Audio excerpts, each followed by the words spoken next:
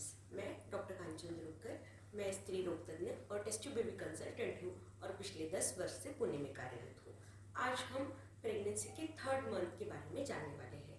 अब इस मंथ में 9th, 10th, 11th और 12th वीक, इसमें बेबी का डेवलपमेंट कैसे होता है और मदर का क्या क्या चेंजेस होते हैं और क्या क्या प्रिकॉशंस हमने लेने चाहिए, ये हम इस वीडियो में जानने वाले हैं।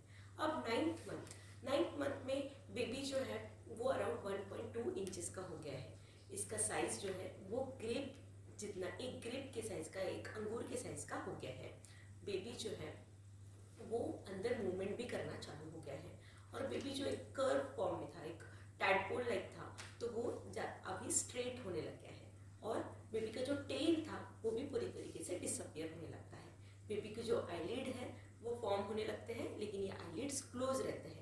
अराउंड 28 वीक्स तक ये आईलिड्स जो है वो ओपन होते हैं। इसके अलावा सारी जो ऑर्गन्स हैं वो बनना और ग्रो होना चल रहा है। अब इस वीक में मदर में क्या क्या चेंजेस होते हैं। जैसे कि मैंने बोला कि प्रोजेस्टेरोन हार्मोन बढ़ने की वजह से सारी जो इंटेस्टाइन जो है उसमें की जो स्पिंक्टर्स होते हैं वो रिलैक्स हो जाते हैं, तो उसकी वजह से कॉन्स्टिपेशन होना, मतलब कि कब्ज होना, मोशंस पास नहीं होना, और उसके अलावा गैस्ट्रोएसोफेजियल रिफ्लक्स, मतलब कि आपको हार्टबर्न्स होना, ये जो सिम्टम्स है आपको हो सकता है। उसके अलावा वेस्ट सर्कम्फरेंस आपका बढ़ना चालू हो जाएगा, वेट आपका बढ़ना चालू हो जाएगा, और ये जो सिम्टम्स हैं ये आपको वेट गेन जो है वो इतना ज़्यादा नहीं होता है नोटिसेबल 9 वीक्स में, लेकिन ये थोड़ा थोड़ा आपका वेट जो है वो भी बढ़ना चालू हो जाएगा। Baby on sonography properly visible रहेगा, तब बेबी के मूवमेंट्स भी हमें दिखेंगे। बेबी का हार्ट बीट जो है वो अराउंड 140 से 160 के बीच में रहता है और बेबी का जो वेट है वो अराउंड 8 ग्राम्स इतना रहता है। अब ये जो बेबी है वो 10th वीक में जब जाता है, 10th वीक पूरा होने के बाद हम ये बेबी को फीटस ऐसा कहते हैं, क्योंकि अब बेबी का जो मेजर एम्ब्रियोनिक डेवलपमेंट है वो कंप्लीट हो गया और इसके बाद इट इज़ द ऑर्गन्स जो बन चुके हैं वो अब आके ग्रो होने वाले हैं। जो भी कर्व बेबी था वो अब स्ट्रेट हो गया है काफ़ी हद तक। बेबी का जो ब्रेन है वो डेवलप हो गया है। 10th वीक में बेबी जो है वो अराउंड 1.5 इंचेस का होता है। बेबी का जो वेट है वो 8 ग्राम्स इतना होता है और बेबी जो है वो मूव करता है। बेबी के जो लिम्स हैं, मतलब कि उसके बेबी के हाथ और पैर वो बढ़ने लगते हैं और बेबी के जो हाथ है वो ओपन और क्लोज करने लगता है बेबी। ये सारी जो एक्टिविटीज़ है वो बेबी अंदर करने लगता है और 10 वीक्स कंप्लीट होने के बाद बेबी का एम्ब्रियोनिक डेवलपमेंट भी पूरा हो जाता है। अब इसके अलावा मदर में 10 वीक्स में क्या चेंजेस होते हैं। जो भी पहले अगर नाउशिया वोमिटिंग था, अगर आपको ज़्यादा जी मचलाहट था, तो हो सकता है किसी किसी में ये सिम्टम्स कम हो सकते हैं या फिर किसी किसी में सिम्टम कंटिन्यू भी हो सकते हैं और 12 वीक्स के बाद ये सिम्टम्स कम होने लगते हैं। अब किसी किसी में राउंड लिगामेंट पेन भी होता है। अब ये राउंड लिगामेंट पेन क्यों होता है, क्योंकि यूट्रस जो है उसको सपोर्ट जो है राउंड लिगामेंट करता है, पर जैसे कि यूट्रस बड़ा हो रहा है तो ये राउंड लिगामेंट का जो सपोर्ट है वो भी स्ट्रेच हो रहा है, तो उसकी वजह से ये राउंड लिगामेंट स्ट्रेच होने की वजह से राउंड लिगामेंट पेन होता है, जो कि नॉर्मल पेन रहता है। थोड़ा सा आपके पेट के निचले हिस्से में पेन होना ये नॉर्मल होता है, लेकिन अगर आपको ज़्यादा ही पेन है और उसके साथ और कोई वार्निंग साइंस एंड सिम्टम्स है तो हो सकता है कि that is something to worry, आपने ज़रूर आपके डॉक्टर को दिखाना चाहिए।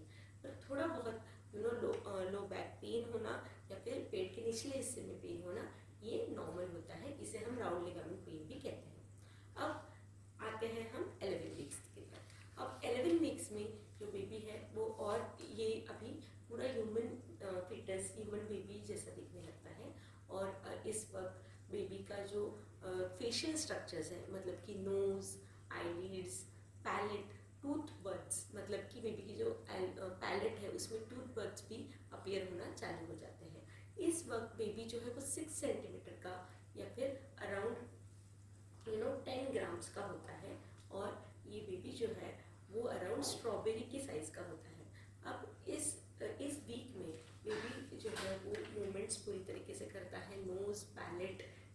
चीज़ें बेबी की डेवलप हो जाती है, स्पाइनल कॉर्ड पूरी अच्छी तरीके से डेवलप हो जाती है, स्किन जो है वो डेवलप होती है लेकिन वो ट्रांसपेरेंट होती है, उसमें से वेन्स जो है वो विजिबल रहते हैं।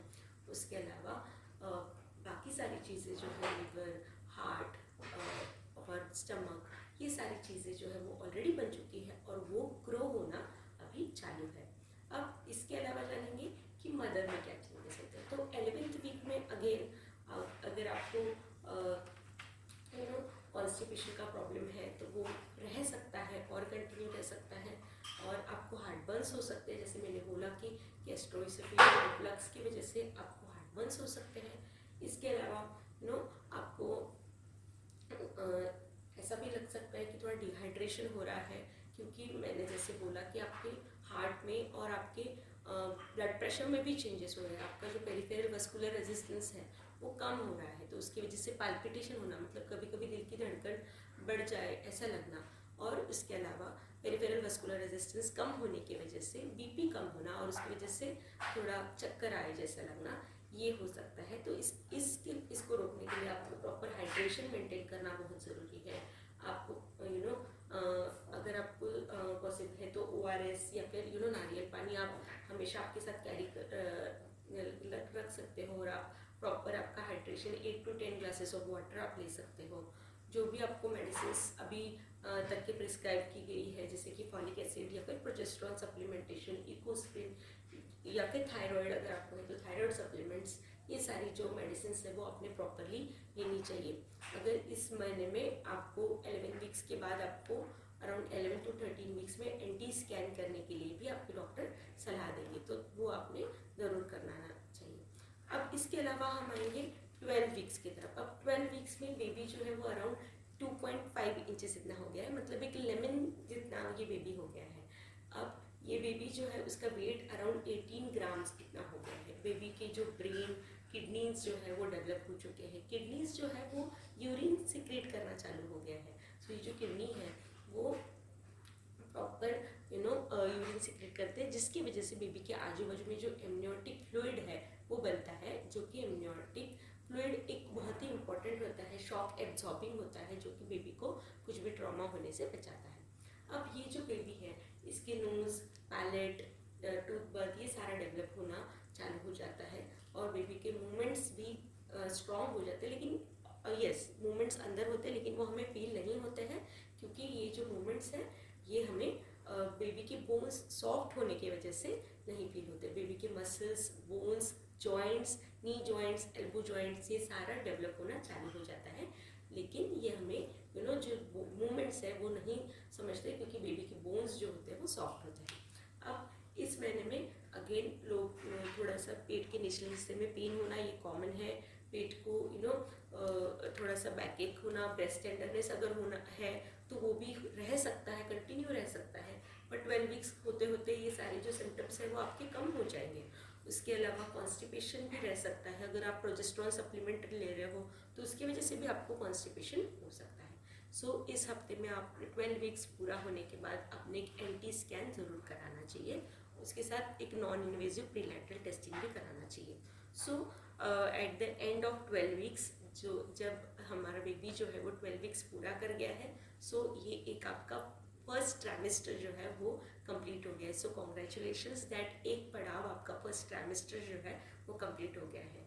सो 3 to 6 मंथ ये सेकेंड ट्राइमेस्टर होता है, और 6 to 9 मंथ ये थर्ड ट्राइमेस्टर होता है। सो आपने 3 मंथ्स जो है वो कंप्लीट किए हैं। सो इस महीने में आपके लिए क्या टिप्स रहेंगे, तो जो आपके प्रॉपर जो मेडिसिन है, फॉलिक एसिड, प्रोजेस्टेरॉन, जो भी आपके मेडिसिन है वो आपने प्रॉपरली कंज्यूम करना चाहिए।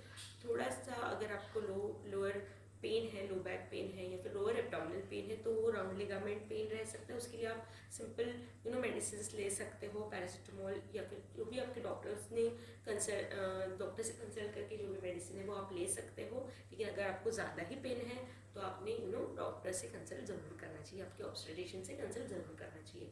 इसके अलावा आपने एक एंटी स्कैन, दैट इज़ नकल ट्रांसल्यूसेंसी स्कैन, इसके बारे में मैं आपसे नेक्स्ट वीडियो में ज़रूर बात करूँगी, तो एंटी स्कैन आपने करा लेना चाहिए। उसके अलावा NIPT या डबल मार्कर नाम की एक टेस्ट है वो आपने ज़रूर करानी चाहिए। इसके अलावा अगर आपने रूटीन ब्लड टेस्ट आपके नहीं करवाए हैं तो वो आपने ज़रूर कराना चाहिए। और बाकी डाइट में आपने प्रॉपर फाइबर्स, क्योंकि इस वीक महीने में आपको ज़्यादा कॉन्स्टिपेशन रहने वाला है। सो इस मंथ में आपने ज़्यादा plenty of water, plenty of hydration, आपने ज़्यादा फाइबर डाइट में फ्रूट्स, सैलड्स, ग्रीन वेजिटेबल्स और फाइबर युक्त डाइट जो है वो आपने कंज्यूम करना चाहिए। मैदे के प्रोडक्ट, बेकरी प्रोडक्ट, इन सारों से कॉन्स्टिपेशन थोड़ा और बढ़ जाता है, तो वो सारे अवॉइड करने चाहिए। वेज नॉन वेज फूड आप दोनों भी कंज्यूम कर सकते हो। और बाकी जो प्रिकॉशंस है कि रेडिएशन से आपने बच के रहना चाहिए। कोई भी मेडिसिन जो है वो सेफ़ है कि नहीं, वो एक बार आपके डॉक्टर, आप पहले से कंज्यूम कर रहे हो तो वो सेफ़ है कि नहीं, ये आपने ज़रूर आपके डॉक्टर से एक बार कंसल्ट करना चाहिए। सो ये हो गया है around about third month of pregnancy. इसमें हमने 9th, 10th, 11th और 12th वीक के बारे में जाना। इसमें कैसे कैसे डेवलपमेंट होता है बेबी का, कैसे कैसे एम्ब्रियोनिक डेवलपमेंट होता है, मदर में क्या चेंजेस होते हैं, क्या क्या प्रिकॉशंस हमने लेने चाहिए, ये सारी चीज़ें हमने इसमें जानी। सो आई होप ये वीडियो आपको इन्फॉर्मेटिव लगा हो। अगर आपको इन्फॉर्मेटिव लगा हो तो ज़रूर इसे लाइक कीजिए, चैनल को सब्सक्राइब कीजिए और जिसको भी इस ऐसे वीडियोस की आवश्यकता होगी उन्हें शेयर कीजिए। Thank you so much.